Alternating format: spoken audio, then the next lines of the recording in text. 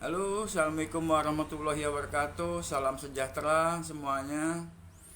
Saya kali ini mau bahas tentang membangun kepercayaan diri anak, anak spesial yang khususnya sebenarnya tidak autis tapi apa aja kita bahas ini, terutama anak-anak berkebutuhan khusus lah kita bahas ya. Bapak Ibu semua, pentingnya membangun kepercayaan diri anak itu adalah supaya untuk masa depannya ketika dia dewasa dia punya kemandirian, dia bisa bergaul, membaur, dan orang memahami kekurangan-kekurangannya. Bapak Ibu semua, yang harus kita lakukan pertama-tama adalah dari kita sendiri, kita sebagai orang tua.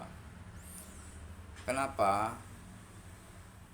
Anak ini kan butuh pendamping agar semangat dalam kepercayaan dirinya itu ada. Ya harus kita mulai dari kita. Kalau menurut saya apa yang saya lakukan ini ya terserah ibu mau ikuti atau tidak gitu. Buanglah rasa-rasa malu. Kalau bahasa saya itu potonglah urat malu kita, potonglah urat minder kita, potonglah yang namanya tutuplah telinga kita orang ngomong apa gitu. Jadi gimana ya Bapak Ibu? Anak-anak ini kan dia namanya berkebutuhan khusus, dia butuh pelukan erat, kasih sayang orang tuanya, mendampinginya, tapi dengan cara yang baik, bijak, agar dia tidak selalu menempel sama kita gitu, karena suatu saat dia akan lepas dari kita gitu. Kita mulai dari lingkungan kita sebagai orang tua gitu. Misalnya saya selalu bawa Rano tuh, saya selalu bawa Rano kalau saya pergi kemana saya bawa.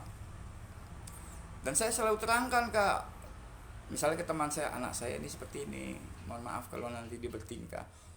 Pasti enaknya dia orang Indonesia tuh apa? Nggak apa-apa, nggak apa-apa. Kita nih ketika dia sudah ngomong nggak apa-apa, kita sudah menang. Kenapa? Ya kita sudah buka duluan gitu. Nggak peduli lah ketika nanti dia di belakang ngomongin anak kita. Sudahlah, ketika kita sudah siap, ikhlas dan ridho menerima anak kita, ini adalah kepercayaan dari Tuhan bahwa kita diberi seperti ini berarti kita mampu. Sudah buang rasa-rasa diomongin orang, digunjingin orang, sudah buang lah. Itulah maksud saya, kita bangun kepercayaan diri kita dulu sebagai orang tua. Anak kita nggak bisa, mohon maaf, nggak bisa melihat, nggak bisa mendengar, nggak bisa bangun. Nah itu sudahlah, ketika kita dititipkan sama Allah itu berarti kita sudah siap menerima itu. Dan buang rasa malu itu gitu loh. Rasa minder itu buang gitu. Jadi ketika sudah terbentuk kepercayaan diri kita sebagai orang tua, ketika kita bawa anak kita ke sini seperti ini, kita semakin nyaman gitu, kita semakin lost gitu, mendidik anak kita semakin tenang gitu. Kenapa?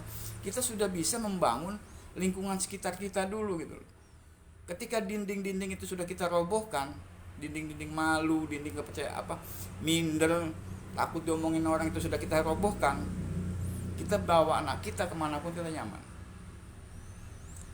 Di dalam lingkungan sekolah seperti itu, saya bawa Rano, saya bicara sama guru-guru, sama wali murid, saya mohon maaf, saya bilang anak saya seperti ini kelakuannya. Dia langsung, oh nggak apa-apa Pak, biarlah dia mengembangkan dirinya. Jadi bukan berarti kita tuh harus nempelin terus, nggak akan berkembang anak kita. Kalau cuma dikatain gila, saya sering baca di komunitas, waduh anak saya dikatain gila, biarin. Kita dulu waktu kecil seperti apa, ada orang yang agak stres lewat kita katain gila, kita tepok-tepokin, biarkan itu. Sepanjang kita lihat perkembangan, misalnya hari ini diledekin, kita biarin, kita liatin dari jauh. Namanya anak, kalau anak saya autis ini kan, orang tertawa dia ikut tertawa, namanya anak ini bersih hatinya, anak ini kan bersih hatinya, biarin. Nanti kita samperin, dek jangan seperti ini kan anak saya, kasihan. Kita sebutin anak kita, kasihan dia kayak gini, jalan lagi. Pokoknya hal-hal seperti harus kita terangkan, kita jauh lagi gitu. Jadi anak tuh biar membaur gitu. Dan komunikasi dengan para orang tua murid itu wajib. Kenapa? Nanti mereka sendiri yang akan negur anak-anaknya gitu loh. Kalau pada menjauh gini ke Pak, aduh anak saya dijauhin gini, biarkan. Yakinlah, di antara yang tidak baik ada yang baik, di antara yang buruk ada yang baik, di antara yang jahat ada yang baik. Sudah rumusnya hidup kan selalu dua.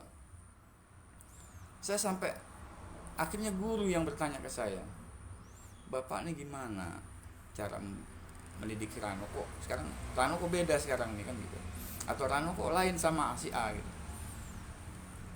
Ya saya akan bilang, saya bawa aja anak saya kemana-mana kan gitu. Saya tuh sudah nggak peduli omongan orang. Maksud saya, dikatain biarlah, saya sepanjang tidak mukul saya gitu. Misalnya anak saya mecahin gelas rumah itu sudah mukul, itu saya nggak terima gitu.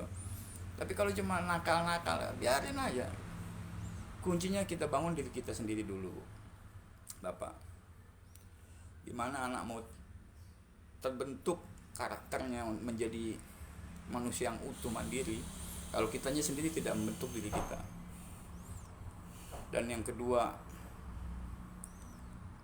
lepaskanlah, buanglah rasa-rasa minder itu dengan kelegowoan jiwa kita sebagai orang tua. Karena tidak menutup kemungkinan, Bu, dan ini akan terjadi suatu saat kita tidak akan ketemu dengan anak-anak kita lagi. Dia butuh masyarakat sekitarnya, dia butuh lingkungan sekitarnya, dan itulah pendidikan dari dini yang kita buat itu. Mengenai masalah-masalah ada nanti terjadi kendala dengan lingkungan masyarakat, dengan lingkungan sekolah, itulah baru kita masuk ke arena itu. Tapi jangan terlalu dekat mengawasi anak.